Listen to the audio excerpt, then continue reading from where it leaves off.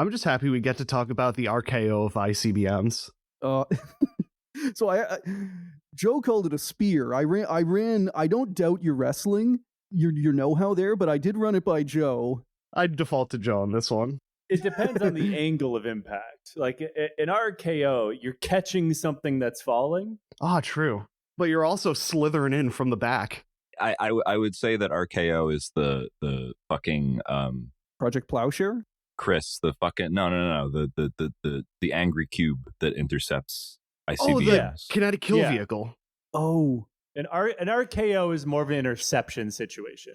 I know what you mean, but that's making me imagine, like, I know nothing about an RKO, but that's making me imagine that it's a move that you use, like, if someone else is doing a dive on you, then you quickly intercept them. Yeah, pretty much. Okay. That's exactly what that is. At least a good one. So it's an interruption of someone else doing a move. Well, it kind of turned into that because it was a meme, like an RKO out of nowhere. Oh, when okay. originally that was not what an RKO was, but Randy Orton is a really good showman.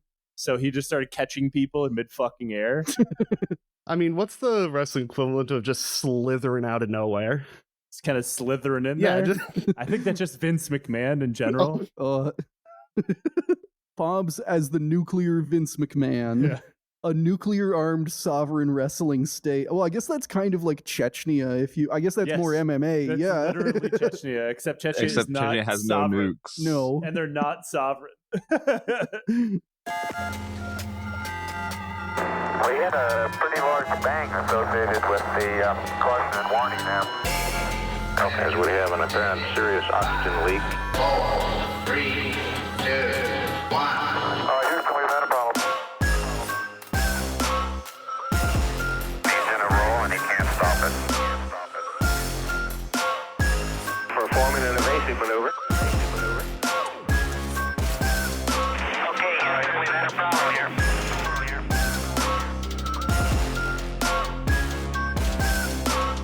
I think we need to do a little more all-weather testing. Welcome to space.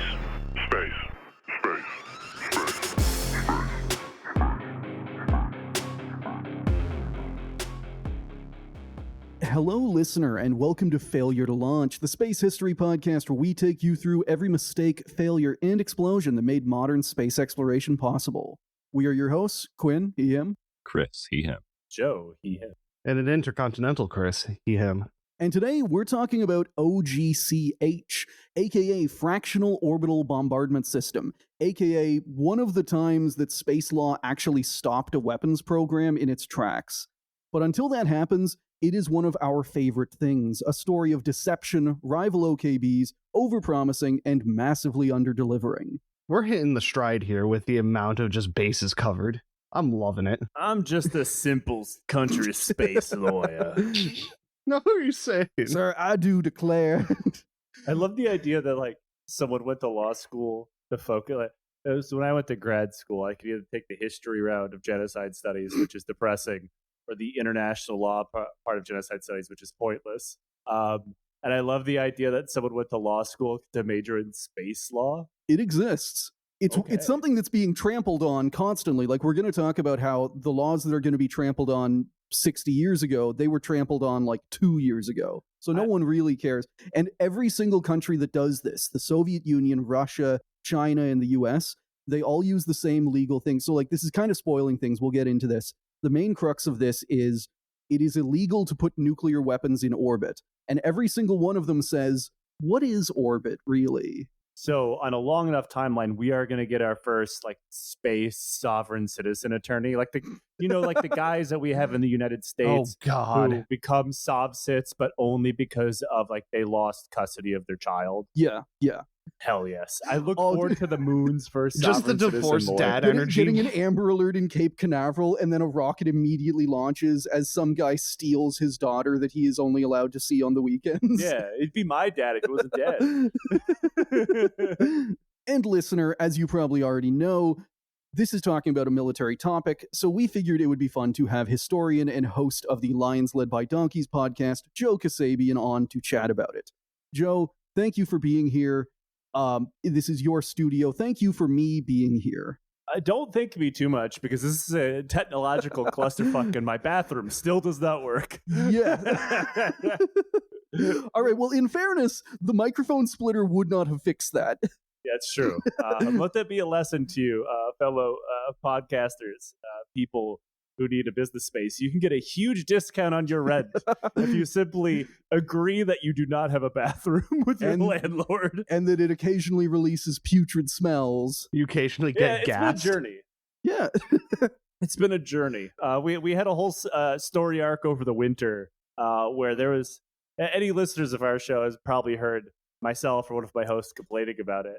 A mysterious smell began to emit from the studio. And I thought it was because this building is like 100 years old or something. So I thought it was just a strange, rusty, old smell coming from the heater when I turned it on. But it turned out there was just fetid sewage water trapped in the pipes under the building, and it was off-gassing into the studio. Some Turkish agent is just looking at his Novichok bottle right now, like wondering why it didn't work. Like, what do you mean it just smelled bad? He got his Novichok and his Gen Chem bottles mixed up. He found that out pretty fast. World War I, this is our most advanced chemical weapon. Guys, I used It's just like, I don't know if you guys have a bigger brother where they like fart into a can and hold it up to your face. See, I was the bigger brother. Yeah, me too. And me and my brother got along as kids. But my cousins not so much. So I saw many a beef stew happen at a family gathering. Yeah, I was the youngest of three, so I was eating beef stew until I was about 17. I was Try it now. I was heavily Catholic, so such sibling violence never occurred, you know. Yeah, what would Jesus do in a beef stew situation? Yeah, so like the communion wine, the Turn the other communion wafer, nose? what is the communion, like what body part of Jesus is the gas in this case if the Catholic priest like farts in your face? See, in the Apostolic Church, we believe solidly in beef stewing and teabagging your little brother, apparently. Jesus Christ.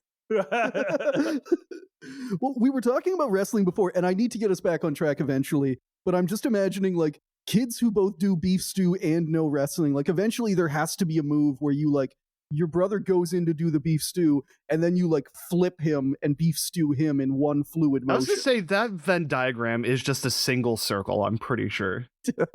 I think that's more of a judo situation you're talking about. I posit the concept of, as the resident deep lore wrestling nerd, Rikishi's stink face. Oh, yeah. Which was once upon a time a legitimate finishing move where a very large Samoan man who went by the stage name Rikishi, who wore a thong, would put his ass in your face and then pin you. And the politics behind this are Rikishi had two sets of gear, which was if he liked you and if he didn't like you. If he didn't like you, he had a set of gear where he never washed it. So he'd put on that and put his butthole on your face. Your nose is getting firmly pressed in there. But if you're his friend, you get like the freshly washed like Dove smell. Yeah, and he would make sure he showered first.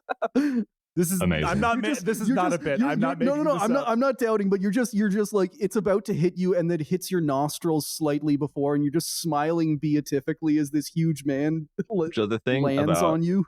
the thing about wrestling is if I also didn't know this ahead of time, I would not really be able to tell whether or not you're shit posting Yeah. or if you shit posting even matters. Like I would just believe it, you know. What is shit posting other than Rikishi giving you the dirty stink face? Giving you the dirty gear. So, listener, some context here. I am recording in the Lions studio. I am lucky enough to be recording in the Lions studio in the Netherlands. People know it's in the Netherlands. I'm not revealing. Oh, yeah. Okay, Yeah. got it. People have taken pictures in front of our sign because little known fact about Dutch business law is your address is public. So That could be any company.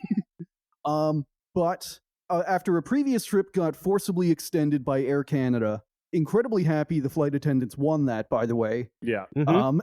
Full agreement. I'm always reminding people whenever they're asking how I'm doing, the flight attendants didn't lock me out. Air Canada did. Yeah, this is not the fault of the flight attendants. And if you think it is, You are a bad person. Quinn, you're officially a targeted individual by Mark Carney. That's like being threatened by Keir Starmer. Like, it's Yeah. the least threatening person you could be threatened by. I'm gonna fuck up your travel plans. But yeah, I have been trapped in Europe slightly longer than expected, and because of that, we are recording from here because we care, listeners, so much about getting you the content you deserve. Like learning about the dirty thong. Unfortunately, now this content will be subject to tariffs. Yes. Ah, shit. Ah, shit. I have to imagine like Patreon tariffs are on the way. I'd like to not think about that for the sake of For the love of God, my please don't. salary. I don't know. You better. Patreon moved their headquarters to Ireland to dodge taxes, so they're actually Okay. in the EU, which means I'm good and you're fucked. Can you just take your hand off the lathe whenever you speak about that? I was about to say that I'm fine, and then I remembered that my two dearest co-hosts are American. Yes. Yeah, but this is a Canadian company. No, wait, Patreon yeah. did what every business did, which is relocate to the EU's finest tax shelter, Dublin. Perfect. I'm always having to remind myself that Burger King is now a Canadian company for that exact same reason. Wait, Does that really? mean it has to change its name to Hungry Jack's like it did in Australia? Okay, object. Wait, did they actually do? Oh, I need to look it up, but I'm sure they did. I'm sure they changed their name for Quebec in the same way that KFC had to change their name. Yeah, now it's Burger Emperor. Burger Napoleon. All right, so I will get us into this because we have been riffing for like 10 minutes at this We point. got to get back on target. Is this what it feels like to do that to someone else? Yeah, like I'm sure like you guys are talking about wrestling and whatnot. If me and the Chris's started talking about obscure metal bands you had never heard of, then it would be the true experience pointed That's back at true. Oh, you. don't ask me about that. I would be probably just as lost. Now, as we get into this, I used a couple of sources for researching, but mostly an article in Quest magazine by space historian and my personal favorite, Asif Siddiqui, as well as the work of Pavel Podvig, an expert on the Soviet and Russian nuclear arsenal. As always, you can find everything linked down below in the show notes. I'm going to cut this, but Asif Siddiqui, please come on the show. I noticed that you've started pronouncing his name differently. Did you notice that Properly. something was wrong? I make a policy of trying to pronounce names properly whenever I respect the person and not if I don't. And it turns out that Asif Siddiqui was not the proper way to pronouncing his name. I always make an attempt. I'm just bad at it. Like, Okay. even in both languages that I speak, I still say the names incorrectly. Fractional Orbital Bombardment System. Now, normally this would be where I talk about historical context behind a certain program or weapon, but this one is special. We are going to be talking about a single weapon and a whole concept of weapon in itself, because so far there has only been the one. This is because until a few years ago, the OGCH was the only weapon of its kind. The Americans never deployed anything like it, and the Soviets never made a successor. If you, listener, have some familiarity with the term FOBS, or Fractional Orbital Bombardment System, it's probably because China tested their own version in 2021. Whether or not this weapon has been further developed or deployed is an open question, but we know that the first launch was probably a test, because the Chinese military had to bargain for a civilian Long March rocket booster to do it. And I understand with China, like the line between civilian and military is a little more blurred, but this one isn't going in a silo anytime soon. Anyway, what is fractional orbital bombardment? A normal ballistic missile doesn't actually follow the same kind of trajectory as a satellite launcher. Instead, they loft their warheads into a very, very, very high and narrow ballistic arc that often go well above the altitude of like any satellites, well above the ISS. For example, the American Minuteman missiles fired at the Soviet Union, they can go as high as 700 miles. We're getting up there.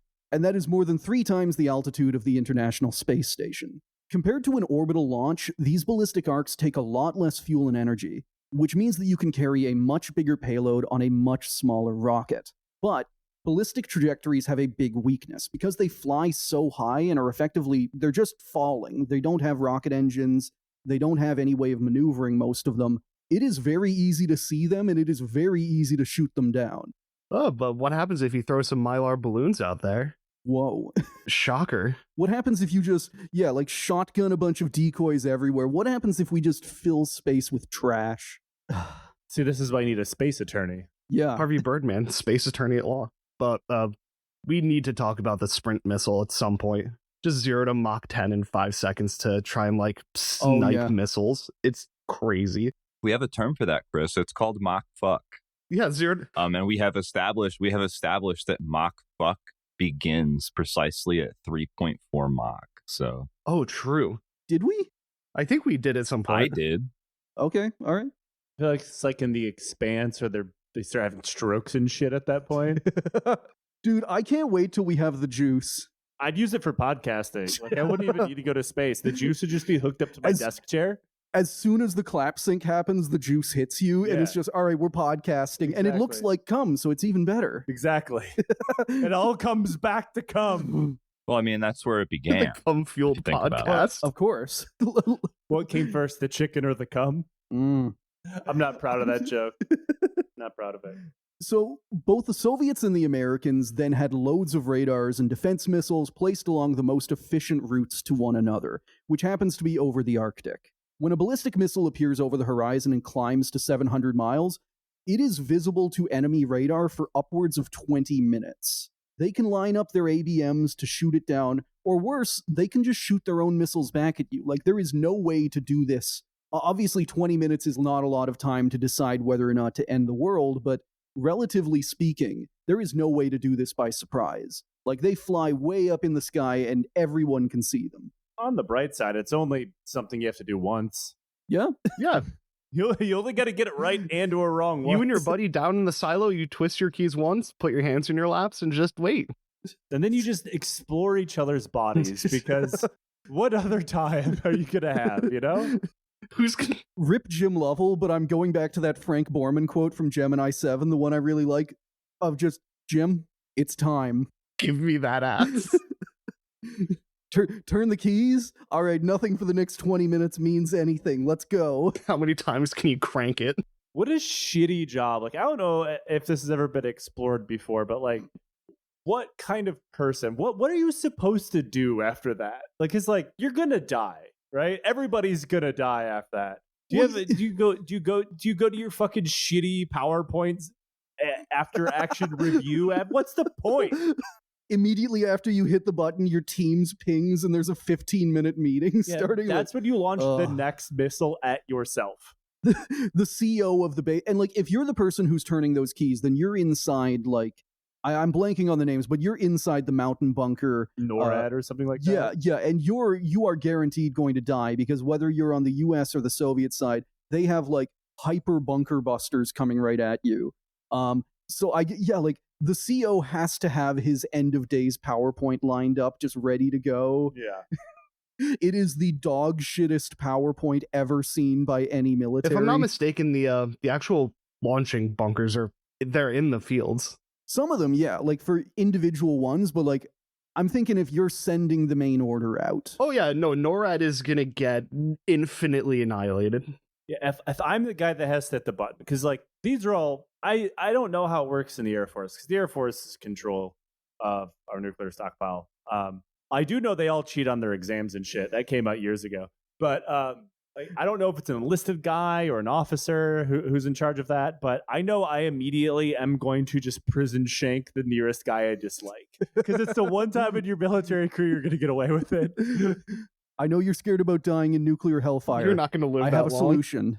Get over here. I have a sharpened like screwdriver taped under the desk to immediately turn around and start ventilating the guy next to me. Joe, I love that you say this, but then it's in the scenario, it's going to be that the retaliatory strike never happened, and and you did it all for nothing. Well, you just it's going to be this weird footnote in history, like, yeah, the U.S. launched just the world's most perfect surgical decapitation strike, and then weirdly, this guy just stabbed the guy next to him, and now he's charged with being like a Russian sympathizer. Just one man left every bunker with like a bloody, just ballpoint pen in the 1,000-yard stare. I thought I was going to die, and I really didn't like him. The judge just nodding sagely, thoroughly convinced. Like, yeah, we looked at his personnel file. He's a real bitch. You would be tried in a military court, so like you wouldn't get like a jury or anything, right? Like, you know. What if you accidentally stabbed the guy who was going to be trying you? Dumb question, somewhat dumb related question.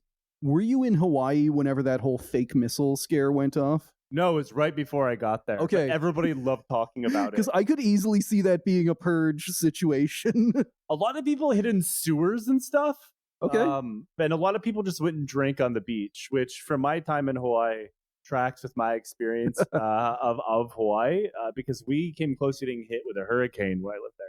And a hurricane's never made landfall in that area. And if a hurricane makes landfall, there's absolutely nothing. So like the sky turned really weird colors of green. And my neighbor is like, hey, we're just going to go drink down by the beach because there's not fuck all we can do. Do you want to come with us? I was like, why not?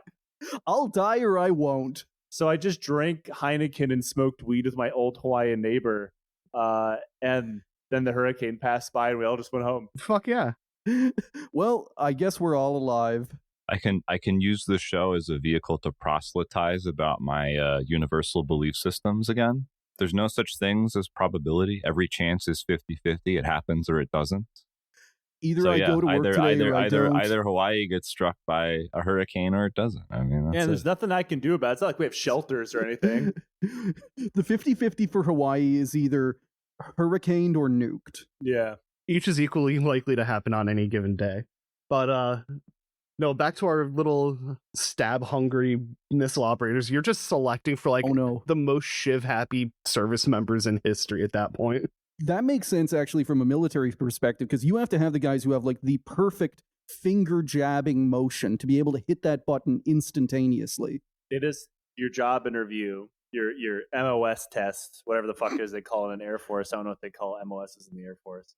They just slide you ever-increasing size pieces of metal and see how you fashion it into a weapon. They've just got a hanging pig like it's Deadliest Warrior. Yeah, see how fast you can bury this random chunk of metal in that animal. Jeff Desmoulins just watching you go, nodding. This is an opportunity for me to inject another one of my beliefs. God. Oh. Anything's a shank if you're brave enough. That's one of them. But the other one I was going to say was the only hit point that matters is the last one. What about Phoenix Down? Have you considered that? No, but I mean, I'm just saying that like the only hit point that matters is the last one. Doesn't matter how much health you have, right? You're either in a binary state of having at least one hit point or you're dead. So humans don't necessarily follow the video. Like in video games, if you're at 1 hit point, you're at 100 hit points. I'd argue that all humans are at 1 hit point. Well, actually, no. Speaking to that, isn't like the original term of a hit point how many like 16-inch shells can the target withstand? Every living thing has 1 hit point. I wasn't aware that hit points had a non-video game definition. I assumed he was talking Mario-related shells. Oh, okay. How many green shells can this hit? Fuck. It was no, if I'm not mistaken, it was like a naval fact. It's based on a man in World War II in the Italian Navy at the Battle of Taranto, whatever it is. Yeah. I believe you can do it. Captain Mario Di Luigi. All right, so getting us back into this. So basically ballistic missiles, they have the disadvantage of being very obvious whenever you launch them. It takes like 20 minutes visibly for them to get to their targets. They fly high into space, and whenever they come back down, some of them now have like, they can slightly maneuver, but they can't really do it that much. They're just falling. But the FOBS concept turns that on its head. Theoretically, it lets you create a weapon with infinite range that can sneak up on your enemy from a much lower altitude and drop on them with just seconds of warning. What you do is you take a really big rocket, a rocket capable of putting your warhead into a proper orbit, and you launch it towards your enemy the exact same way you would a satellite. Because FOBS would normally have an oversized rocket compared to its tiny warhead, you can even afford to launch it in like really inefficient orbits, like having it come over the southern pole or like, basically as far from the equator as you can get. You take this satellite bomb, you put it in a low orbit of like 100 miles or so, you let it coast to the target, and then you fire its own thrusters. It deorbits like a spacecraft, and it drops on the enemy. The reason it's called a fractional orbit is because, if done properly, legally, the nuke never completes a full orbit of the Earth. It doesn't do a full 360. It just kind of coasts most of the way. It gets like 300 degrees around the Earth, and then it falls. And this is very important since because 1963, it has been illegal to place nuclear weapons in orbit. We'll get more into this later, But at the core of FOBs, there's this weird legalese argument that you're only in orbit if you have already completed one full revolution of the Earth. And that's... What the? Yeah. Also, the idea of a swarm of nukes is kind of constantly rotating on the Earth reminds me of that ramjet doomsday weapon that somebody came up Project with. Slam, I think. Yeah, it was the United States that came up with that. It was just the world's most polluting radioactive leaving rocket. a huge plume of radiation behind it. Yeah. I mean, that's all that was. And it was in a constant orbit, but it would just melt everywhere it went. See, for me, I can see that kind of obviously it's bad. It's releasing a huge plume of radiation, but if it's dropping a nuke, then there's already going to be radiation everywhere. I love the idea of making that missile and then putting a conventional warhead on the end. So it just delivers 300 kilos of TNT, and every single nation it overflies is now Chernobyl. Would you like to see my my nuclear rocket-powered hand grenade? If it was supposed to carry something like 5 warheads and then just rip donuts over the target airspace. Oh, yes. It's the dumbest weapon that humanity could have killed ourselves with. The nuclear equivalent of ripping donuts in a Wisconsin parking lot. I'm imagining now a rocket that has an R7 booster, but the payload at the tip is this sculpted human hand that's gripping a hand grenade. It's just a white trash Chernobyl. What if Chernobyl was invented by the guy who made lifted trucks for the first time? Oh, the squatted trucks in Alabama, that's it. That's the sauce. So yeah, that is the legal argument behind FOBs, and that is the entire argument that all of these countries use for why it's not a breach, a colossal breach of international law. It's the equivalent of saying an airliner or an aircraft is only in flight once they turn off the seatbelt sign. Maybe recent experiences have had me thinking about airliners more than normal. See, the nice part is if Boeing has built your aircraft, you don't have to worry about ever finishing your flight at all. Yeah, I mean, you're not Boeing anywhere. We call it a fractional flight. We go 90% of the way to your destination, and then we fractionally drop you off early. We take you right to the scene of the crash. Yeah, you get the thunder suck when another door plug falls out, and you get to land precisely at your grave. Oh, sorry, this is my spot. Just opens the door plug. This is my stop it's a like trolley. riding the subway. You just get out when you get to where you want to go. Yeah. Just kick out the door plug and jump like DB Cooper. I'm now trying to imagine if they did Fulton air recovery, because in the subway, some people get out, some people get in every single stop. Somebody DB Coopers out, and then someone else parachute swings in the door, closes it behind them. Oh, all right. There's a huge sky hook hanging over a populated area just to jump up and grab it. It's just a really long ladder. I like the idea, in air quote, that the times that we live in are increasingly becoming I bet you that at some point Boeing's lawyers could just be oh yeah, it's not a a passenger delivery system, it's fractional passenger delivery system. So it breaking apart 90% of the way to its destination and killing 250 people, that's just how it works. And then they get away with it because they're escaping on a technicality of legalese, and then it's oh well, we tried. They're fulfilling shareholder values. values. Go with fractional passengers. We did deliver all the passengers in fractions. We delivered a total of 80 people if you add all the parts together. The OKB competition. Now, in the early 60s, fractional orbital bombardment wasn't a new concept. Both the Soviets and Americans had theorized it, but there's no evidence that the Americans ever tried to build one, and even when the Soviets did, their military mostly viewed it as a fun toy. It was a nice to have instead of some massive war-winning superweapon. And because this is the Soviet space program we're talking about, the process of building a FOBS was obviously a huge competition between rival OKBs that all wanted the job for completely unrelated reasons, and whose leaders all hated each other personally. Also, while we talk about them a lot on the show, I want to explain this for anyone who might be new. An OKB is a Russian acronym for Experimental Design Bureau. These were Soviet state-run, mostly aerospace companies. You can kind of think of them as the equivalent of American companies like Lockheed Martin, Northrop, or Boeing. And in fact, most of Russia's current aerospace companies like Sukhoi or MiG, they started off as Soviet OKBs. And I compare them to companies because even though they were state-run, that is how they operated. They were not benign, loyal organs of the Soviet state. They competed, they sabotaged, they staged hostile takeovers of each other. OKBs were also normally headed up by a single chief designer who also gave the bureau its name. So OKB Korolev, OKB Chelomey, that kind of thing. Some of them operated normally, but a hefty chunk of them were literally just cults of personality built up around their chief designer. And we know this because a bunch of them collapse as soon as that designer dies.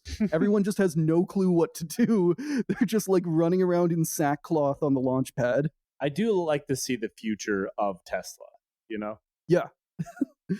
Or SpaceX. SpaceX. Yeah, any of his companies, any cult of personality billionaire company. Anything owned by Peter Thiel. When Sam Altman dies, like the AI is going to force everyone to do like several days of mourning for him. Oh God, please no. Just having the drones make his face in the sky. Kill me now.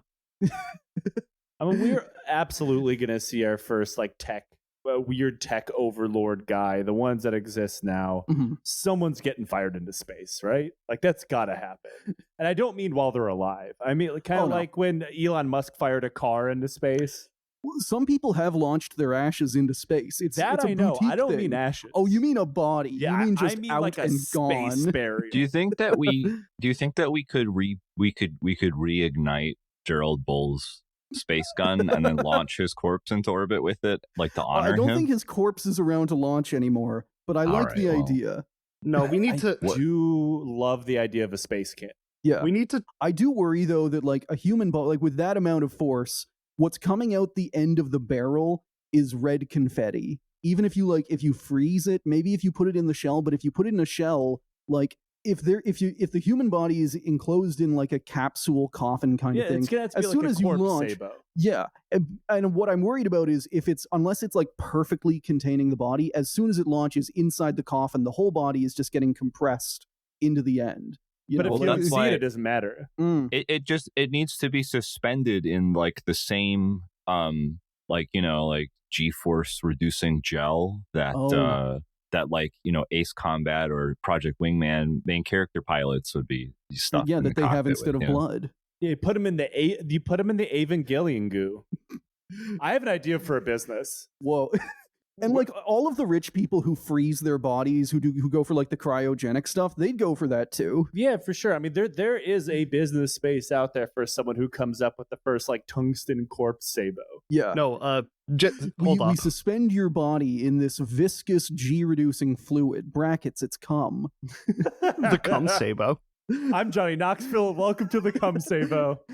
All right, well, this is just reminding me of the Cosmos satellites we talked about, where like whenever they would get to the end, whenever it's time to safely disarm their nuclear reactors, they just spray radioactive bukkake all through space. Yeah, why not? Yeah, they had this like liquid metal coolant, and the way to safe the reactor was to vent the coolant by just like.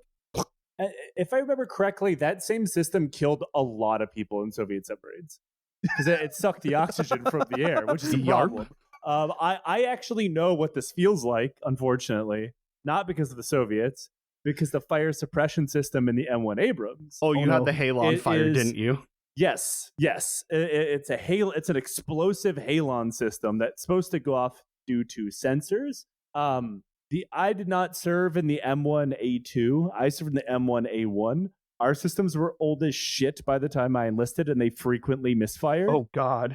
And if you were a tank driver, you absolutely had the experience of a halon bottle going off in your face while the hatch was closed. Because it was always the fucking driver's compartment. Fuck that. And fuck every inch of that. All the oxygen gets sucked from the air because that's how it works. And it's only for a split second, but you get covered in white powder and you can't breathe or see, and you're just frantically reaching over for the fucking there's two levers that open the hatch, one to pop it, one to rotate it out of place. Oh. And you're just frantically reaching over for them. Well, everyone knows exactly what happened because they're probably standing outside the tank, because this always happens when the tank first turns on, and they just hear a pop, and like white haze just comes up from the driver's hole. And you just hear everybody go, ooh, as you're frantically fighting for your life. You're just like slowly asphyxiating and you hear your friends outside muffled laughter. Yeah, like the halon won't kill you. You won't suffocate, but it feels like you're suffocating. Okay. Because the halon will settle and everything. Because it's not like the driver's hole is an airtight space. Okay. But it feels like you're dying for about 5 seconds there. Just popping your head out of the driver's hatch looking like you just got busted on. Yeah, it looks awful. It looks like someone talcum powdered you back when that was a prank. It sucks shit. I was so happy not to be a driver anymore. But no, you said the human Sabo, and I just had the mental image of, the chicken tests they do for engines? Oh. Yeah, it's exactly like that. But way faster and more tungsten. I have a buddy who works on testing, basically has worked on firing the chicken gun. And yeah, I need to ask him if his final will and testament is freeze my body, send it into the engine. Send me for a ride, buddy. That's like his Viking funeral. Yeah. Send me to the chickens. I want to be with the chickens. Every time I close my eyes, I see them. Quinn, are you going to want to be wrapped in a Mylar blanket and then shot in a trajectory towards the sun? Not towards the sun. No, you need to have one of your tracker tags on you too, following the trajectory. Yeah, you got Dog 3. So I've actually renamed those tracker tags. What are they now? They are now called Rover, Crash, and Boomer. Stellar. For context, for my work, I work at a parachute company, and for some reason, we use dog trackers for tracking some payloads that fall. I love to track my loads. Sir, your dog is moving at 500 miles an hour. Someone at this dog tracker app, at their HQ, has to be watching me throw what they think are dogs out of a plane over and over, and then coming back 2 months later to do it again. They're just this really happy to have the hell. business. They're just incredibly happy to have Pete Buttigieg's business. Yeah, no, it's Christy Gnome's dog throwing business. I'm imagining Christy Gnome as Maduro or whatever, the helicopter. Oh, is that the Pinochet? helicopter guy? No, the Pinochet. Pinochet. Did Maduro do that too? Okay. Not that I'm aware of. I don't think. Yeah. All right, then fine. It was Pinochet. Someone did try to blow up Maduro with a helicopter. Maybe that's what I'm you're remembering. advocating for Christy Noam executing dogs via helicopter flight. Yeah, Christy Gnome is Pinocheting dogs. That was the bit. How do you think she stays alive? Well, I mean, I live in the state that she was formerly the governor of for the duration of her governorship. So, how did she stay just alive? Dogs I mean, raining from the sky. Just dogs raining from the sky. She just absorbs the life force. She does absorb the life force from the land and the people. That's correct. Wait, are we talking if Christine Gnome could spirit bomb, but only using the spirits of the dogs that she's killed? Yes. And she also gives a little nepotism. So that's what keeps her going too. Like all psychopaths, she started with dogs and has since graduated to humans. So. And now we've established that she has the ability to charge the Hitlerite spirit bomb with all the dogs she's killed. So we were talking before about OKBs, these Soviet design bureaus, and there were 3 of these OKBs competing to put Soviet nukes in orbit. The first was OKB-1 with its head Sergei Korolev. He came up with the idea in the early 60s and pitched it to Soviet leader Nikita Khrushchev. And that actually kind of lines up well talking about Christy Gnome, because Korolev and Khrushchev, they kind of have a Trump thing going where anything that Korolev tells him, he will repeat it. It's just the most recent thing that goes into his head. Is this why he was so obsessed with rockets? Yes. Okay. Korolev convinces him that rockets are cool, mostly because it'll be an ego trip. And before this, Khrushchev does not give a shit. He got rocket pilled so hard. He thinks they're just one of another weapon. But as soon as Sputnik launches and the ballistic missile becomes a thing, Khrushchev guts the entire Soviet military. He cuts the entire funding of the army by 30% to fund missiles. We're going all in on missiles. This is our new thing. And then he completely reformed the Soviet Navy by strapping missiles to everything as well. Yeah. Hence why the Kuznetsov ended up being a aircraft carrier / missile destroyer. Yeah. Yeah, and it's another vehicle that requires human souls every once in a while. Not anymore. Descending Rest into the in peace, Mazoot. big homie. Oh, yeah. what happened? How many people are trapped in that Mazoot like amber, like bugs in amber? They didn't actually never die. know. They're just in suspended animation. After what happened, the Kuznetsov got into like a fist fight with a dry dock and lost. Something like that. Well, the dry dock collapsed on it and killed even more people. And it was the only dry dock big enough in Russia to handle the Kuznetsov. And then it caught on fire. And now they finally officially trashed it. Oh, wait, that's what happened. The Kuznetsov tried to RKO a dry dock and failed.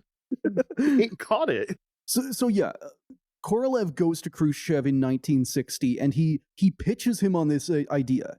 I need to be clear, he is just telling Khrushchev, like, hey, I have this idea, can I do it? And Khrushchev a month later goes to an international meeting and says this: we can launch missiles not only over the North Pole, but in the opposite direction too. As people say, you expect it to come in the front door, but it gets in the window. And I can't do a good Trump voice, but like that quote, you could absolutely do that exactly. Coming in You through the expect it window. through the front door, but it comes through the window, folks. I hate it.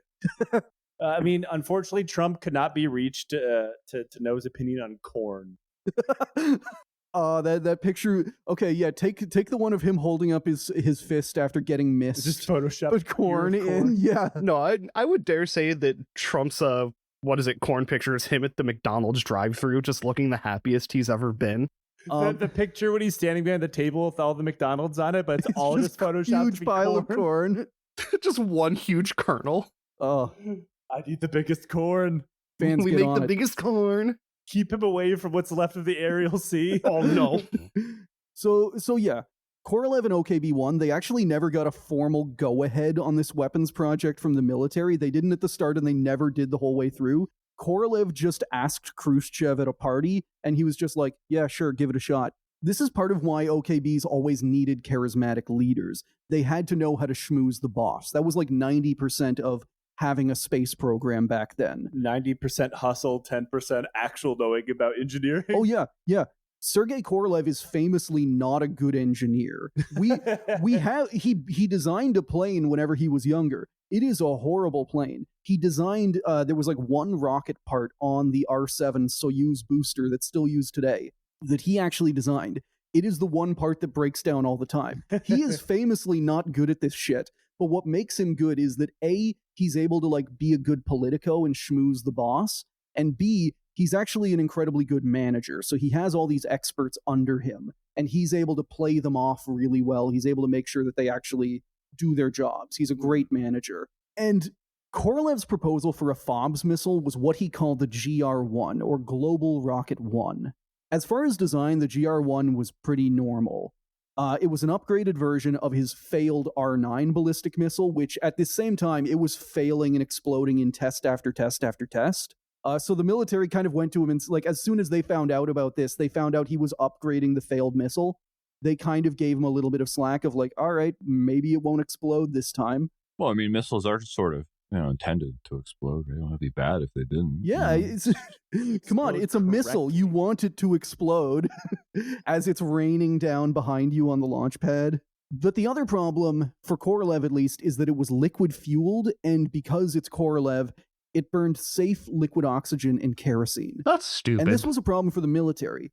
Korolev was famous for hating the more dangerous hypergolic rocket fuels preferred by engine designers like Valentin Glushko, stuff like the Devil's Venom, like all that kind of stuff that will like melt you, set you on fire, give you cancer all at the same time. That's the good stuff.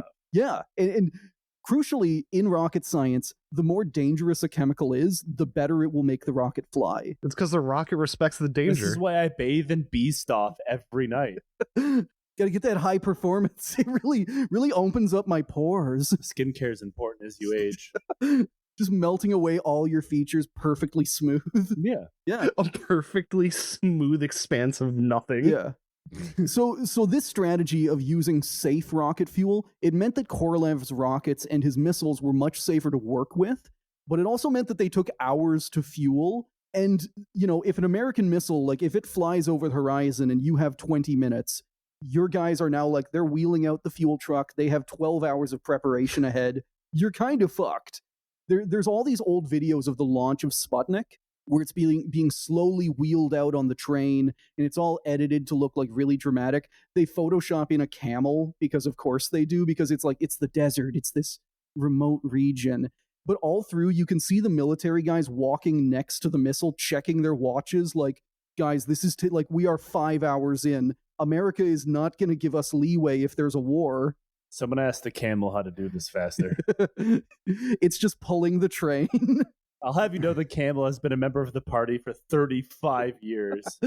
That camel is the leader of the Kazakh SSR, you son of a bitch. You'll put some respect on its name. Now, Korolev had to have known that this was going to be a huge issue for the military. He had run into this exact same issue before. He had repeatedly delivered the military missiles, the R7 missile, the R9 missile, telling them that, like, yeah, no, this time for sure, 20-minute, it only takes 20 minutes to prep to fly. And then they get the missile, and they're just like, it takes 20 hours. What the fuck? He's just hoping one of the times that he lied about it, he would lie his way into being correct. Yeah. And I'm sure, like, the asterisk here is that his launch crews, his incredibly trained, like, drilled like a ballet launch crews, could do this, but now it's in the hand of, like, teenage conscripts. Going from NASCAR pit crewmen to just average Joes. Realistically, they're going to blow themselves up more than actually, like, get the rocket in the air. Yeah, if you put any weapon system into the hand of conscripts or even teenage soldiers, you're inviting so much disaster around every turn. The idea that these are being operated by, I believe it was the Strategic Rocket Forces of the Soviet Union, is terrifying, because you know how every other branch of the Soviet military works. And in complete fairness, like, getting into the missile service is like, you got to be the top of the top, the best of the best. And they did have, like, no one got conscripted and just wound up there accidentally, but still, it's a bunch of children. Yeah, the opposite happens. You end up in the Strategic Rocket Forces and get conscripted from there. So Korolev, there's not much evidence, like, we don't know what's going on inside of his head, but this project, this pitch, his Global Rocket 1, it has all of the hallmarks of what I like to call the Korolev special. Take some scientific rocket that he wanted to make, pretend it was a super weapon, and convince the military to give him billions and billions of rubles for something that he knew would never be used in war. Because in this case, the GR-1 was actually a test bed for his moon rocket. He had these new rocket engines that he wanted to test, so he slapped together an old R9 rocket and just, like, he put the new engines on just to see how they worked. And then he realized he needed someone to fund and authorize the launch. So he's just like, it's a super weapon now. Give me money. There's always money in the banana stand. Yeah. He famously did this, like, with practically everything. The only reason Sputnik launched was because he convinced them it was a missile first, which it wasn't. The N-1, the Soviet equivalent to the Saturn V, this massive rocket that would have put cosmonauts on the moon, he famously tried to get the military to pay for it by claiming that it could carry 17 Tsar bombas. And they had to know that wasn't true, right? It could have, like, the math added up, but he tried to pitch it as, like, the world's biggest ICBM that could have just, like, carpeted all of America in one go. No one's doing the back of the napkin math that just calls him a wacky bastard for this idea. Yeah. So, bit of a tangent here, but Korolev and the chief Soviet rocket designer Valentin Glushko hated each other. Glushko liked high-performance, melt-your-face-off hypergalls. Korolev liked safe cryogenic fuel. Glushko got Korolev sent to the Gulag. Korolev slept with Glushko's sister. And also got him sent to the Gulag. That fucking rules. So, like, office politics. We have to escalate it further. One of them has to get the other pregnant. I'm sitting behind my desk in, like, I don't know, Kazakhstan or something, like, coming up with tactical working groups of how to figure out how to fuck his wife. Yeah. Bro, I wish OKBs had a 915, 916s thing where, like, the engineers under these two leaders, they worship them. If you told them to, like, brawl in the streets with baseball bats, they would have done it. We should have had them link up with the Chinese scientists. No, you just have a... I'm really disappointed this hasn't gotten, like, the death of Stalin treatment. I have said this so many times. I would pay so much. Just call it Turatam, and it is the story. It is a, like, Veep-style comedy about a young engineer who joins the rocket program, and he joins it because if you join the rocket program, you and your wife get bumped to the front of the apartment list. Yeah, it's a good deal. And then you and your wife get bumped to the head of the list, so your boss could then fuck your wife if you cross him politically. And then the show would just be about like all of the office politics of the Soviet space program, all of like the cosmonauts they lit on fire, the working group you have of trying to find out how to send the most tasteful dick pic possible to his wife. These guys are all bastards. There's a scene in The Men Who Stare at Goats where like they're talking about like the reason they shot goats in the leg is because all of these soldiers, basically it's a soldier pointing a gun at a dog and like weeping because he doesn't want to shoot it in the leg. And it would just be that scene, but it's 3 dogs in front of this guy and he's picking which one is going to be Laika. Oh, that makes me sad. I know. They definitely fucked each other's sister out of spite though, right? Like that couldn't have happened like that if it was there's some love or even attraction. What are the fucking odds? Because Korolev is also just like a disgusting guy. I hate you. He dies from overwork. He dies in hemorrhoid surgery. Because mid-hemorrhoid surgery, he gets the best surgery. His surgeon is the Surgeon General, like the Minister of Health of the Soviet Union, because he's so important. And he is so overworked. He's so unhealthy. He has so many health complications from the gulag. And he's just like a disgusting piece of shit that his heart just explodes while he's getting ass surgery. I was going to say, did he just like hear someone in just a hallway say, wait, someone else fucked his sister? We all fucked his sister. I thought I saw it on our daily schedule. I thought it was all of our schedules, not just there his. It is on the schedule. Accidentally sending the fuck Glushko's sister meeting in Teams to all staff. There it is. It's on the schedule. You Amazing. see, it says run train at 2:30 p.m. No, that's a meeting with the Ministry of Trades. Fuck. Oh shit, we killed him. So basically, yeah, getting back to this, Korolev and Glushko fucking hated each other, and this came to a head when mid-moon race, this is like the big propaganda push of the 1960s, NASA's going all at it, Glushko unilaterally decides that he will take back all of the rocket engines from the Soviet moon rocket. He just tells Korolev, no, you can't use them. I am embargoing your program for rocket engines. And then he's going to embargo his sister. And because of this, Korolev is forced to go to a jet engine designer. He's forced to go to a guy named Kuznetsov who has no rocket experience and just say, like, can you make me something? And this actually famously works out. The rocket that they designed, the NK-33, is to this day one of the best rocket designs in human history. It is still used today because it has the, like, absolutely one of the best. I think it was surpassed like 5 years ago. It has the absolute best fuel efficiency versus like thrust that it can put out. Because normally with rocket engines, if you get high thrust, you lose fuel efficiency. Huh. Comrade, I will build this rocket for you, but my friends, they've told me something about fucking your sister, and now I am very interested. Listen, everyone's just like, but I'll get to fuck Glushko's sister, right? You told me that was part of the deal. You got to pay the sister price. I'm sorry. Basically, his proposal, the GR-1, the Global Rocket 1, was pretty much never a serious attempt to build a FOBS missile. It was just an attempt to get more money from the military to pay for his moon program. And in complete fairness, I need to say, like, the missile would not have flown with actual NK-33 rockets. It would have flown with NK-9, which was like a developmental step along the way. So he's not even just using it as a test rocket. He is getting the military to pay him so that he can build rockets for a different OKB to do some, like, Rev 1 test that is definitely going to explode. And who said the Soviets didn't believe in capitalism? Whenever we had November on, she made the point of, like NASA, by this point, had NASA, like, they had a centralized government run. They did not have multiple little OKBs. They had one central authority, and then they farmed out to subcontractors.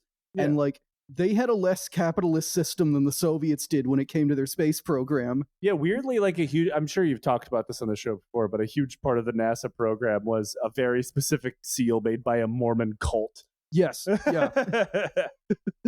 That failed and killed people. Yes. Yeah. Jesus. Now, the second OKB to compete for the FOBS contract was OKB 52 under Vladimir Chelomey. And while OKB-1 was always the golden child, they launched Sputnik, Laika, Yuri Gagarin. They got all the best projects. They got all the most funding.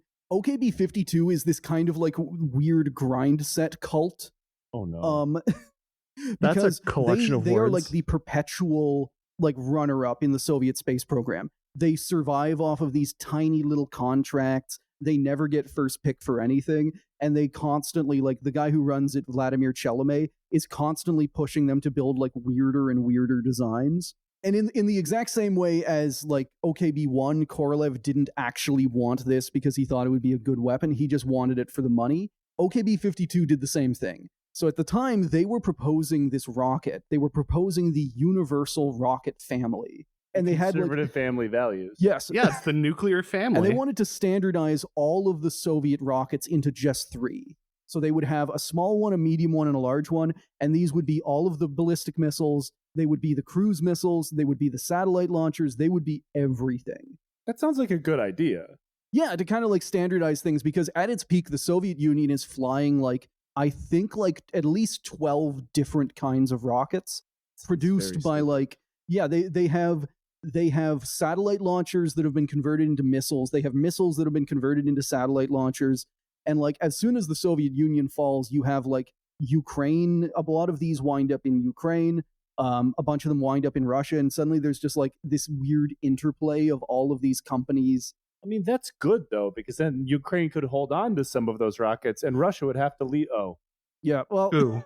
Fuck. And I don't think it's OKB-52. One of the OKBs we're about to talk about is still in Ukraine and is still making missiles and satellite launchers. I think they're making missiles more now. I would imagine so, yeah. Yeah, it's kind of shifted their priorities a little bit. But, either missiles or very cheap drones that drop hand grenades. So yeah, Chalamet, he's trying to pitch this universal rocket, and when the FOBS contract comes up, he basically says, oh, this is another thing I can pitch my rocket for. He doesn't particularly care about it. It's just one more thing that his universal rocket can do. And while he doesn't have the same connections that OKB-1 does, he doesn't have like the cachet, he doesn't have the fame, he doesn't have the same reputation. He does have one advantage, and that is that he employs Nikita Khrushchev's son. That is a benefit. Yes. And every single time this comes up, I need to be fair. Sergei Khrushchev, he may have gotten hired as nepotism. He is legitimately was legitimately a leading figure in spacecraft guidance control. He is like one of the biggest, like he pushes the field forward. He earns his space, but for the first couple of years, he is purely a political hire. Okay. Well, good for him. Yeah, he got past the nepotism. He inevitably proved his chops. That's more than most of these nepotism hires do, you know? Yeah. They skip up behind a desk somewhere. They'll eventually get like the hero of Soviet labor medal doing nothing. The hero of Soviet pencil pushing. Yeah. Which, like, again, I respect them as well, because like there's a favorite, my favorite Soviet saying is, I pretend to work and you pretend to pay me. Because nobody's getting shit from the situation. But with his pitch, Chalamet ran into an issue. Like, all of his cachet is with Khrushchev, and then Khrushchev gets deposed in a coup in 1964. And with him go all of Khrushchev's backers, and thus all of Chalamet's backers. So, like, all of this networking that he has done is just, like, gone instantly. Just Thanos snapped. And thus he basically loses his place in the contest. Thanos snapping away all of my corn. I'm sorry, little Just one. the agricultural product of the Soviet Union just cratering instantly. Or just like did a lot of heavy lifting when it came to destroying large portions of the Soviet environment. So yeah. And weird side note, Chalamet's FOBS project, like the project we're talking about here, it actually survived a little bit longer than his Universal Rocket program, because the FOBS program gets killed when Khrushchev gets couped. But the Universal Rocket program, is killed about a week before the coup by Khrushchev. So he goes out to the launch pad. He goes to Tyuratam, to Baikonur Cosmodrome. He watches a test launch of the Universal Rocket. He goes and he shakes his son's hand, and then he cancels the program then and there, flies back to Moscow just in time to be cooed out of power. And he never, like, Sergei Khrushchev, his son, does not know why he canceled his project. I do like that Sergei Khrushchev is a nepotism hire that turns into a really good engineer. And Premier Khrushchev, knowing his son worked on something, canceled it anyway. Hell yeah. Both of them are horrible people, I'm sure, for various reasons. But they are also branching off the normal way that the story goes. Yeah. You know? I choose to believe that, like, maybe he knew the coup was coming, and maybe he wanted, like, maybe in a weird way, he wanted to preserve his son so that he didn't get humiliated down the line. It's like, no, I'm going to ruin your career right now. You'll thank me later. I just love the mental image. Good job, son. Shut it. Shut it down. Fuck this kid. And all of his You friends. were just supposed to be a dipshit nepotism hire. Yeah, what do you mean you're competent? Son, I'm very proud of you and everything you've accomplished. All right, everyone, shut it down. Pack it in. Pack it in. I've never had to fire someone I was so proud of before. Normally these guys are dipshits. Son, You're making this really hard. Son, you have no idea how difficult this is for me. Get the fuck out. And the final entrant into the FOBS competition was Mikhail Yangel and his OKB 586. We haven't talked about these guys much, and we definitely will in the future. But just understand that, like, all of the other OKBs, they are like space first and missile second. These are guys who, like, all since childhood, they have wanted to explore the stars. They want to put cosmonauts on the moon. They want to further the scientific boundaries. OKB 586 is not that. OKB 586 is militarists. They do not make space rockets. They make missiles. They do nothing else. Occasionally, they have turned some of their missiles into satellite launchers, but it never goes the other way. These guys are like war first, war only. And because of that, anytime it comes to a Soviet missile, they kind of have the inside track. The majority of successful Soviet ballistic missiles come out of these guys. And by majority, I mean like high 80%. What the fuck were the other guys doing? The other guys were doing the same thing Korolev was. They were just like, give me money. None of them cared about missiles. They just cared about using the military as a way to get funding. So like the universal rocket, he didn't actually care about that. He just wanted money. The like Korolev, he just wanted them to think tanks. Whoa. They only exist to generate more funding, to go forward and generate more funding. Yeah. And everything they're pitching, like Mikhail Yangel, like he is good at making these designs. He is pitching he's making the stuff the military wants. It uses the dangerous rocket fuel, which means that it can be launched in 5 minutes. They're cost conscious. They're easy to build. They're relatively easy to use. So like he's building something the military actually wants, and Korolev is coming out with like hyper weapon after hyper weapon that will take 12 years, cost several trillion rubles, and needs to and has like follow-on contracts with his OKB because his OKB are the only people smart enough to use it. So it's like, you know, a Lockheed Martin. It's like F-35 stuff. Like, no, you can't fix your planes. Send them back to us. What a wonderful business idea. Yeah. And it was invented by communists in the 1960s. Well, nobody does capitalism quite like communists. You stare too long into the abyss stares back. So yeah, Yangel, his entry into this contest is the R-36 missile. And this is actually one that, like, it's one of those classic Cold War designs where they made it in the 60s, and then it has just been upgraded and upgraded and upgraded and upgraded forever until it's still being used today by Russia. I think there's only like 50 yet. It's not the backbone of their nuclear force, but there's still a lot of these missiles sitting around. All of the upgrades are in like the guidance, they're in the software. The fuselage, the airframe, is the same one that was made in 1960, which is A, horrifying, and B, also like a kind of a testament to how well it's made. Yeah, two things at the same time there. Like, I really hope nobody's trying to fly missiles from the fucking 60s. But at the same time, if anybody's going to start firing missiles, I hope they're ones built in the 60s so they don't work. Yeah. So the FOBS version of this missile would be called the R-36-0.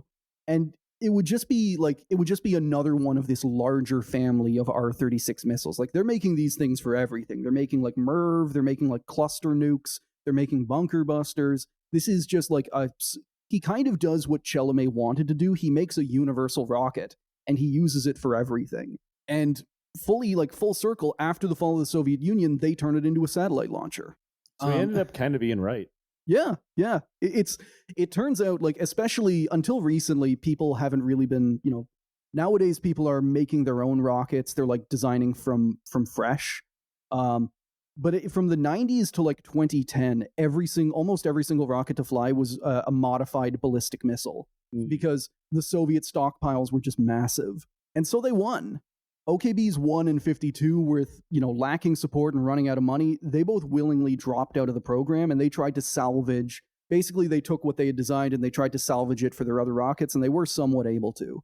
And 586 won by default. FOBs versus space law. So in Russian, FOBs is OGCH. I'm going to mispronounce this.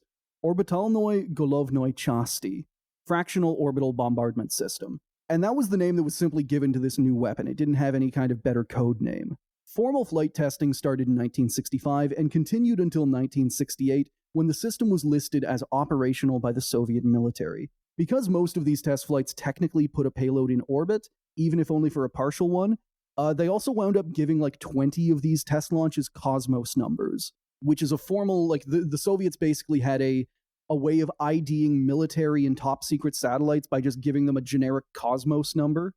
They're up to like Cosmos 2500 right now. And all of these are like top secret military stuff. It's basically just like, what is this satellite? Don't worry about it. It's just a Cosmos number. Don't worry. And every one of these Cosmos numbers from these tests was a simulated nuclear warhead flying toward the United States. So even more, don't worry about it. And when anyone would ask about these ones, it'd be like, hey, don't worry about it. It burned up after 30 minutes, just off the coast of California. Don't worry about it, silly guy. And this is where I want to get into some international politics, because once the weapon is operational, there's not a whole lot to talk about. 18 silos go online, all of them at Baikonur Cosmodrome. And that's another thing we'll talk about more in the future. Despite always claiming that their space program was civilian, Baikonur Cosmodrome was one of the biggest Soviet missile bases in the country. They just staged so many actual nuclear silos there. Just from what you said, they had enough nuclear silos to end the fucking planet in one place. It's also another reason, like, if nuclear war starts off, Baikonur Cosmodrome was going to be one of the first places wiped out. Oh yeah, for sure. Even if not for the space program, just because like it is like, imagine Holes the movie, but you filled every single hole with a nuclear missile. That's what Shia LaBeouf would have done if he had the power. Oh yeah, if he had the power of a sovereign nuclear superstate. Look, the reason they're actually nuking the site is because the illegal Scorpion fight gambling is just too lucrative. The Scorpions got too strong. Immediately after we turn the keys, I stab the guy. I stab the guy next to me, and then I look at the faded picture of my Scorpion that lost the fight. Then I get stabbed by a scorpion. Yes. Imagine how jacked to the gills on radiation the scorpions in Baikonur are. It's the closest thing they're ever going to come to having pure, unadulterated testosterone injected straight into the scorpion bodies. Yeah, Fallout Rad scorpions just roaming. Oh, yeah, this is how death claws are formed. If you replace the camel they photoshopped into that launch video with just a colossal, like, 30-story scorpion just going over the horizon. You just go out to Tiratam nowadays and just scorpions the size of corgis are just roaming around. Everyone keeps them as pets. Yeah, they're adorable. They even know their names.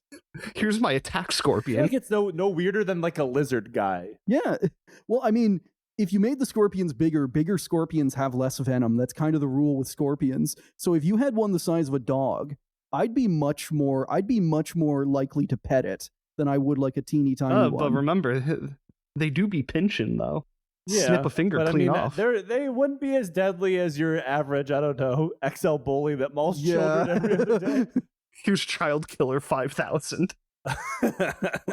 So here's where things get interesting. Years before its first test flight, even before OKB 586 was selected for the contract, FOBs was always going to be incredibly illegal. In 1963, a unanimous decision at the UN made it illegal for any nation to place nuclear weapons in orbit. In 1967, this was formalized into the Outer Space Treaty, the bedrock of space law, and something that the Soviets themselves, like, they were one of the people who proposed this. They didn't want wanted America to have nukes in space, of course. And under every professional interpretation and definition, FOBs would put an atomic warhead in orbit. Because if you put something on an orbital track, as soon as it leaves the rocket and it is going to complete an orbit, it's in orbit. Sure. You know, if something is flying through the air, it's in flight, even if it hasn't landed yet. Unless it's a Boeing. Yeah, exactly. Then it's in the process of crashing. It's different. MH370 is still legally in flight somewhere until we know what happened to it.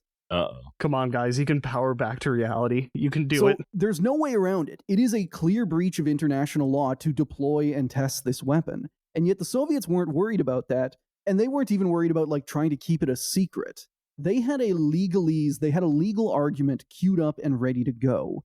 And it was all based on one incredibly dumb idea that we talked about before. That a spacecraft is only in orbit once it has completed one full orbit. So like Yuri Gagarin, under that definition, Yuri Gagarin never went into orbit. Which, like, I really wish anyone had used that on them, because their whole thing of, like, propaganda, Yuri Gagarin, he did one orbit of the Earth, and then he landed. Like a 40-minute flight. Under this logic, he never went. He didn't even go to space legally. And that in any rocket launch, whenever it deploys a satellite, there is a weird 50-minute, there's like a 1-hour legal gray zone where the satellite exists in a superposition of flying and orbiting that apparently the Soviets are not able to figure out. So it's the international waters of space flight. Kind of, yeah. And that one gap, you could do anything. It's not against the law. And because, like, that's why they call it a fractional orbital bombardment system, their argument is that until it has reached that full circle, it's in a fractional orbit, and that is legally something different, and therefore we're not breaching the law. At the same time, they also had a second excuse, which kind of invalidates the first excuse, which was all of our test flights, they didn't have actual nukes on them. So we didn't actually breach the Outer Space Treaty, we just built a weapon that would, as soon as it is fired, breach the Outer Space Treaty. That's okay. Yeah, it's like having WMDs and then saying, like, well, I haven't used them yet. Yeah. Come on. Like, it's illegal to use them. Owning them isn't illegal. Sir, I have a license for possessing this sarin gas. Yeah. I only breach international law once I deploy it. Having it in leaky containers under some mountain in Utah is not against the law. That's the WMD equivalent of having a gun in, like, not in a child-safe locker.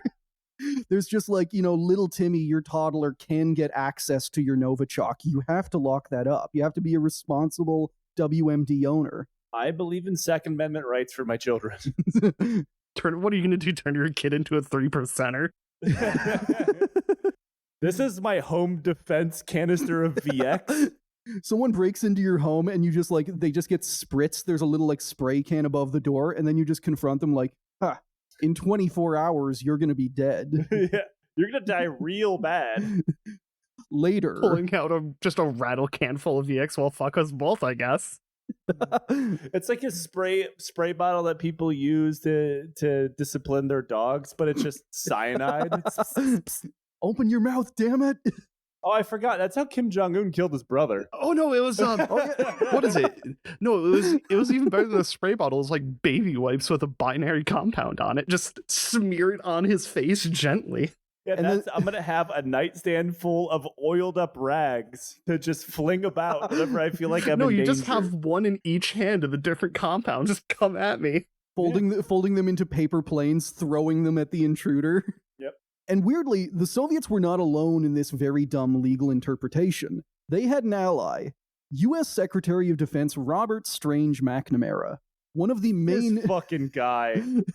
Robert McNamara is such a fucking ghoul, and they called him and his, like, cadres the whiz kids because they're just so smart. I hate this motherfucker. They were so clever. They found so many ways to keep the U.S. embroiled in a war that it lost. I mean, you got to be more specific on that one. Well, yeah.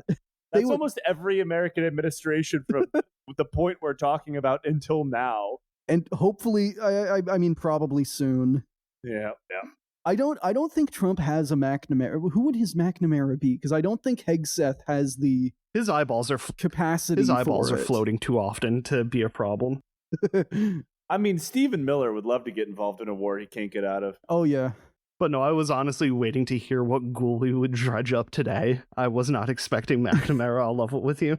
McNamara, like, the weird thing for me is McNamara is like this figure who is so hated, justifiably, that, it's like Kissinger. Like, everyone uses his name as a curse, and no one ever really points to the fact that his middle name was Strange. That's the most normal thing about him. His name was actually Robert Strange McNamara. I mean, his parents knew this kid was gonna suck. I wonder if that was them trying to offset it, because, like, Strange can be good. Like, maybe they're just trying to make him into, like, a quirky weirdo or something instead of a horrible monster. Yeah, a manic pixie dream war criminal. And whenever FOBs becomes, like, FOBs isn't a secret. The Soviets, because they think they have this legal protection, they have no reason to hide it. They're like, we're going to launch this thing. It's going to travel through space, but not in orbit. And there is backlash to this. There is international and legal backlash to it. And the one defender that the Soviets have is the United States. Game recognized game. Exactly. And also because the United States wants to use this exact same loophole for their nuclear space weapons. Yeah. So, like, the two main signatories of the Outer Space Treaty have both agreed, like, we're not going to fight this. Come on. We know how it's going to go. It doesn't count if we want to do it. And again, he also defends them on the point of, like, hey, these are only test flights. They haven't actually killed everyone yet. They're just going to. Right. It's different. Quote, noted American analyst Nicholas L. Johnson argued that the United States governmental position was at least partly prompted by the reluctance among officials to abrogate an entire space treaty on the basis of a seemingly ineffectual system like FOBs. So that's kind of the other argument, is that this weapon is so pointless, this weapon is so useless and ineffectual that even though it breaches international law, no one cares enough, like no one wants to go through the legal fight of actually stopping it. That's a good flex. I like that. It's like, yeah, we understand it's going to break the law, but it sucks so bad. We should just let them go for it. It's like one of those WMD spritzes we were talking about, except it points back at your own face. I'd still use just it. Has a nozzle. Yeah, and no one's particularly gonna like, oh no, we need to stop that guy, that terrorist from using that thing that's gonna kill him. Just a nozzle, one pointed forwards, one pointed backwards. It's fine. I've been sipping on a cocktail made up of VX little by little every day. I don't know if I'm going to die or not, but I know you're going to die. Mutually assured home defense destruction. I was just say, at that point, what do? Just hold out your arms? I'm floating to the gills on this shit. Cut me. My blood's a weapon now. If you shoot me, my blood will aerosolize, and the cyanide in it will kill you. You're not I'm not trapped in here with you. The whole world is trapped in here with me. That is the risk, though, with, like, if we give a billionaire a space funeral, if we give Brian Johnson a space funeral and his corpse re-enters, all of the fucking chemicals and sun blood in him is going, like, that's going to turn into a plague. That is going to turn into a, like, blanket the earth like it's the Matrix plague. It's gonna be so funny when he dies.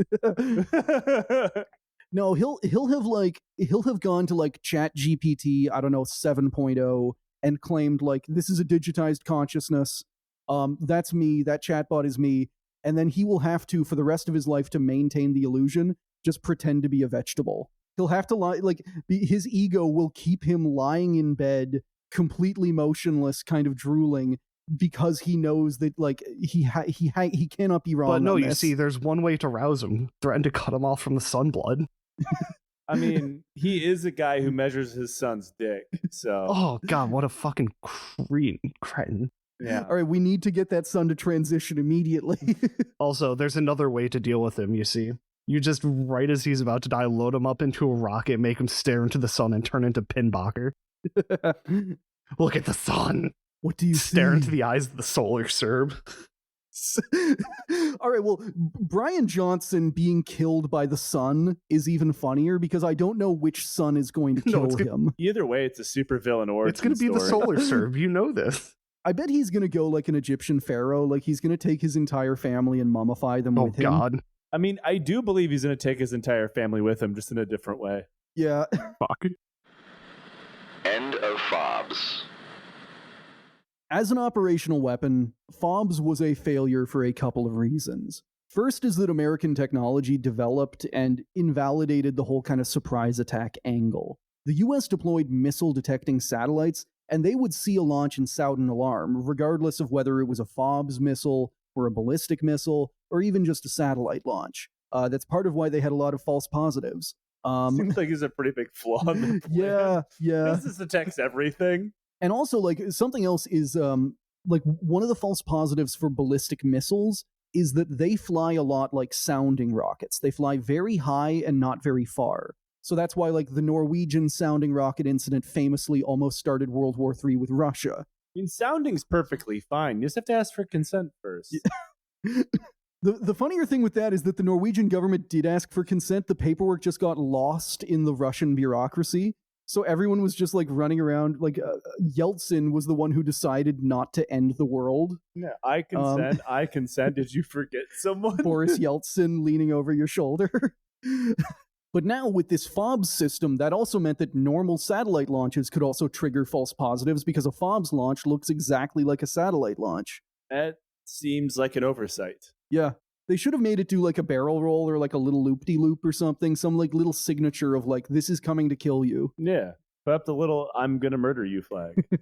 There was also the issue of accuracy. In test launch after test launch, the warhead would miss its target by upward of 15 miles. Sounds like we need to just increase the warhead's Which yield. in terms of like nuclear war, you know, like Tsar Bomba would wipe that out no matter what. Like with a lot of nukes, accuracy doesn't matter so much. But like FOBS has to carry a truly tiny, dinky little warhead. I think the factoid that I researched was that in a normal ballistic missile, the payload section is 80% nuclear bomb. In a FOBS warhead, it is about 20%. Ooh. So this thing is like, this is in order of like Hiroshima, which is still like very huge, very bad. But if you miss by 15 miles, your target is fine. You are like, you have wasted it. Can you say that again? Can you say the name of that city again for me, please? What city? I didn't say Hiroshima? Oh, Hiroshima. Hiroshima? You said Hiroshima, and I'm like, did you just like combine Oshawa and Hiroshima together? Yeah, it's in a part of Milwaukee. Never heard of it. There's just like, there's a shadow on the wall, but it's one guy stabbing another guy. The Oshawa nuke is just a really big knife. Oh, the R9X. Oh, yeah. except all of the knives point forward instead of out. It doesn't slash, it stabs. I really appreciate that my knowing of like this small town in Canada has got me like street cred with Canadians. Has it? Yeah, do Kelly, Canadians have street cred to give? Canadians have incredible little brother syndrome, where like if you know the name of Mattawa, everyone's going to be so psyched. If you are a foreigner who knows the name of like a small town anywhere, it's like, oh my God, we're famous. Well, I vomited on the streets of Windsor, so what's up? Hell yeah.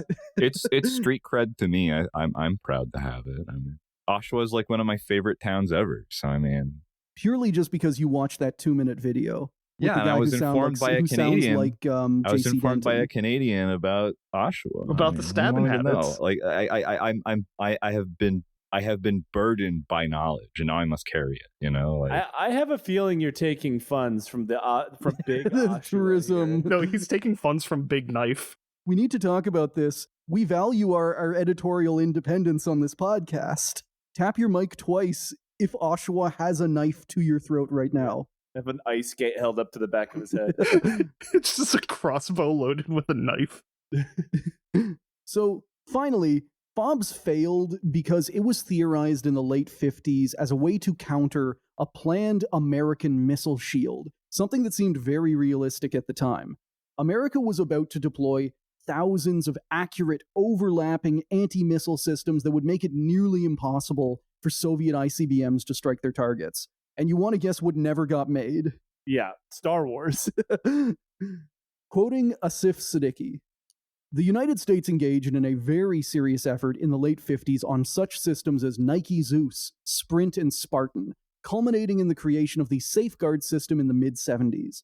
Safeguard was, however, operational only for a very brief time period. Without an effective ABM system to counter conventional ICBMs, or so the Soviet thinking went, there was no use trying to develop a specialized and very expensive system such as FOBS. So, like, the entire reason for it is invalidated because America is bravely not defending itself. You know, like... What are you going to do? Hit us? Which is good. I think... What are you going to do? Stab me, says man who was stabbed? America just... Like, both sides of the Cold War just spend the entire Cold War with their arms outstretched. Like, what are you going to do? You going to shoot me? You going to shoot me? Coward. You hit a guy with glasses? Gonna hit a guy with nukes? The Soviets have developed a bullet that can go through a bulletproof vest, and America has bravely taken off their bulletproof vest in response. Yeah, well, we have to save them for our school population. Yeah. The only thing to survive, like, the children will survive a nuclear holocaust because every single one of them will be already locked in. Like as soon as the lockdown notice goes down, every school in like Florida or Texas will just become a hermetically sealed like vault from Fallout. Yeah. So with only a small number of silos and missiles, and basically no strategic reason to exist, and expensive equipment sitting and rotting out in the Kazakh desert, it came as no surprise when the FOBS program started to be decommissioned in 1982. Part of this was because of the START II treaty negotiations, which actually added a critical amendment that was missing from the Outer Space Treaty. It didn't just ban launching nuclear weapons into space, it banned testing and developing them, which kind of got rid of the whole loophole, the Soviet loophole of, we're just testing it. We're not actually going to do it. In all, there were 24 tests of the FOBS weapon, most successful, a bunch of them missed by very wide margins, and none of them ever carried an atomic warhead. R.I.P. And that is the end of the story of the FOBS weapon. We don't know what China's doing with it right now. They experimented with it in 2021, but we've heard nothing since. Just getting up to some skip glide shenanigans. That is the other thing. China has their weapon, it integrates like a hypersonic glider in. Like, it still has all the problems of FOBS. So I don't know. As soon as it came out, there was very much like a media push of like, this is a super weapon we need to be scared of. Why hasn't America made their own kind of thing? It's like, this is something that was obsolete in 1960. I know I go on about this all the time, but the amount of like scaremongering that I encounter from news media about, oh, look at how scary and hyper advanced Russian and Chinese technology is like, we were doing this in the 80s, lady. And we decided it was a bad idea in the 80s. This is not a thing that is new or frightening. Like, we've been doing shit like this for like 50 years. Like, and we shouldn't. Do you have any idea what we used our budget for back when we had an actual functioning NASA? Hear us out. We did a lot of dumb shit. But yeah, that is the story of FOBS. How's everybody feeling? Well, I love it. It was exactly as stupid as I needed it to be. I feel like I could do a few backflips in Leo. I mean, whoa. Honestly, for me, it's a weird story because like when it comes to the actual like I brushed past the missile being deployed because there's nothing really to talk about. They just kind of they got approved. They were a pointless weapon and they sat in Baikonur. But like for me, what's more interesting is like the legal battle, the weird way of like, hey, you can't put nukes in orbit. Well, what is orbit, really? What is that? Yeah, you just ask, what is... An exhausted space attorney. Space attorney just rubbing his eyes. You've asked this question 8 times today already. I plead the space fifth. Sir, am I being detained from my spacecraft? I am a simple traveler on the stars. The sun does not have a gold fringe on it, sir. I am simply traveling between celestial bodies. This missile doesn't have a gold fringe on it. I cannot be flying. There is no atmosphere. As long as I keep my trips to a fractional orbit, nothing is illegal. This is space international waters. Yeah. So me and my alligator wife will be on our way. Amazing. I feel like that's as good a point as any to cut Perfect. it. I love to bring everything to a scratching halt until it has to end. Well, in fairness, you didn't end it with cum, so I'm proud of you for that. What do you think I'm doing with my alligator wife? Oh, God. Guys, I want you to know I did see that flicker in his eye as soon as I mentioned busting cum. Disrespectfully. I get a glimmer in my eyes. Everybody says the magic word. Effortlessly teed up accidentally by me. Watch out, we're entering the cum zone. This is why I don't guest on many shows, Quinn. Yeah. Fantastic. Is there anything you would like to plug to our listeners who are probably already listening to your show anyway? Yeah, I'm the host of Lines Up by Donkeys podcast. You could hear me there, and depending on when this episode comes out, we are doing a live show on October 4th in Glasgow, Scotland. I believe physical tickets are sold out, but we are streaming it, and there's an endless number of streaming tickets available. So check that out. Join the hosts of Failure to Launch in the streaming chat. What if you restricted the online get virtual some tickets? FOMO going we on. ran out. Like there's no more seats. Sorry, there's no tickets left. I would love to say that because the cap space is like $500,000. So if we sell out, I am retiring. But yeah, Listener, that has been an episode. Thank you for listening, and goodbye. Goodbye. Thank you to everyone who have signed up to support the show, and a big shout out to all of our top tier patrons.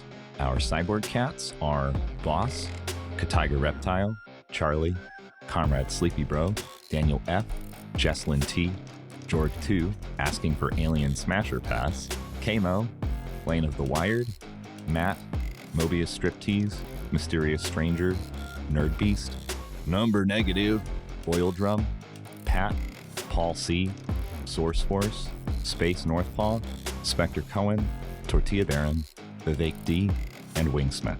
Our space dogs are a Union Thug, AB, Akiogo, That Guy is Best Guy, Agent Carter, Angie, Angry Old Man, Yada Yada, Anthony C., Atomic Hobbit, Otto Fox, Baron M., Batbay, Ben L., Boomzilla, Brian L., Caleb, Cantaloupe Was Taken, Chainsaw Snuggling, Charles G., Cole C., Captain Lag, CSD 2016, Daddy Bongo, Daniel, Double Time, Dr. Shockmaster, Ank, Aaron, Eric J., Fractal Moonlight, Furious Luddite, Grant K., Heiko S., Howl's Moving Pictures by Rush, Ian R., Ian W., JMM, James C., Jamie K., Jarl Breadmaker, Jerry M., Jedediah D., John C., Jonathan G., Jonathan W., Johntastic 20x6, Juan, Carathago Delenda S.,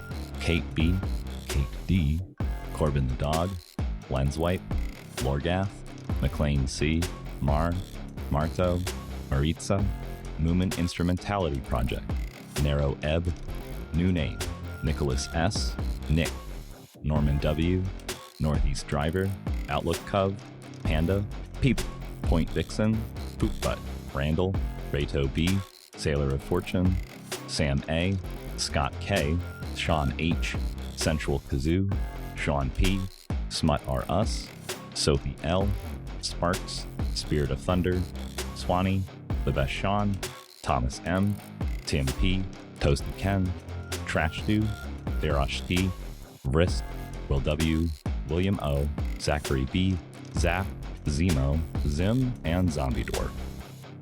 Albert Count, 152. Thank you for listening to another episode of Failure to Launch. If you want to follow us, we are Failure to Launch on Blue Sky and FT LaunchPod on Instagram. We also post our episodes with visual aids at Failure to Launch Podcast on YouTube. The FTL intro and outro themes were provided by DJ Danarchy.